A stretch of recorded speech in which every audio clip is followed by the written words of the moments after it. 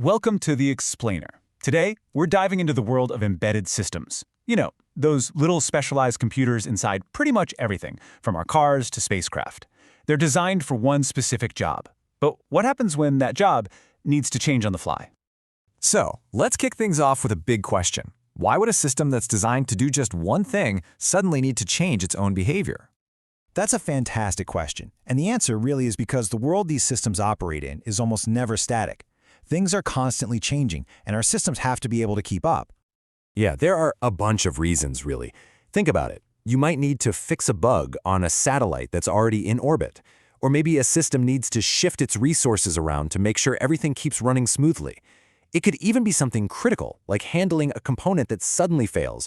And, sometimes a system just has different jobs to do at different times, like a rover that has a driving mode and a science mode.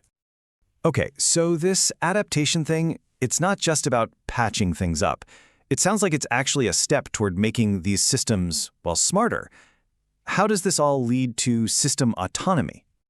Exactly. You hit the nail on the head. Adaptation is pretty much seen as the final piece of the puzzle for creating a truly autonomous system. One that can completely manage itself. It all works because of this constant feedback loop.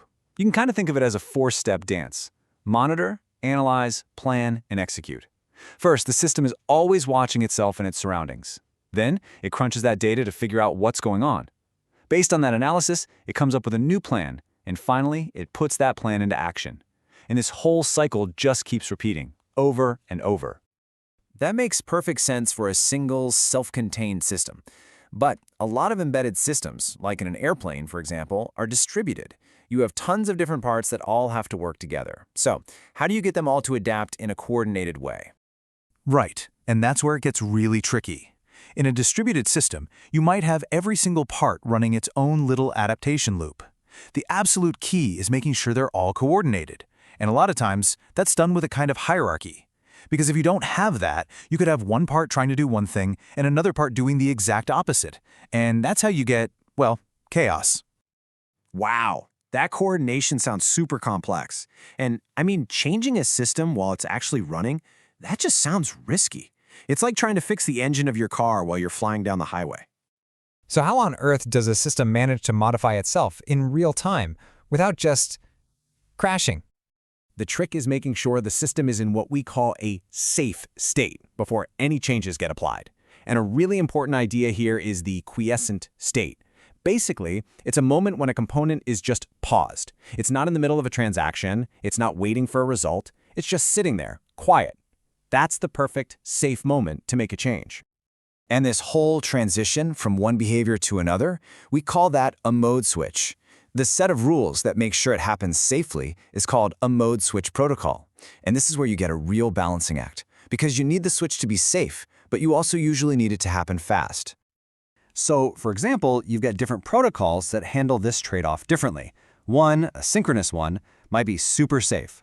It'll wait for every single active task to finish before it allows the switch. That's great for safety. But then you have another type, an asynchronous one, that's all about speed. It'll just switch after a set amount of time, no matter what's running. It's all about prioritizing what's more important for that specific system, safety or speed. So it really boils down to this constant trade-off, doesn't it? A tension between predictability on one hand and autonomy on the other. Precisely. And that, right there, is the core challenge looking forward. As more and more of our world becomes automated, our cars, our planes, our power grids, the single most important question we're going to face is, how do we make sure these adaptive systems aren't just smart, but are also fundamentally safe? It really leaves you with a lot to think about. That's all the time we have for this explainer. If you found this helpful, you know what to do. Please like, share, and subscribe for more content just like this.